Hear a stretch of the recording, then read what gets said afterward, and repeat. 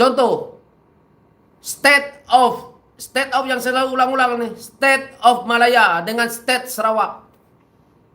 Dia ambil perkataan state je, terus dijadikan Sarawak negeri. Bayangkan. Betapa lemahnya bahasa Malaysia itu. Orang-orang yang tak tahu bahasa Inggeris, terutamanya mereka-mereka yang dah agak berumur yang ada di Semenanjung yang tak tahu bahasa Inggeris, dia terus ambil perkataan state.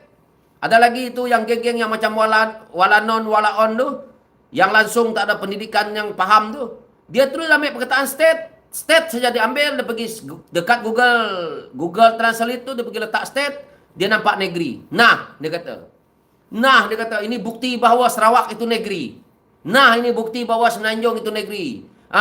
Dan inilah bukti bahawa Sabah Sarawak, Semenanjung itu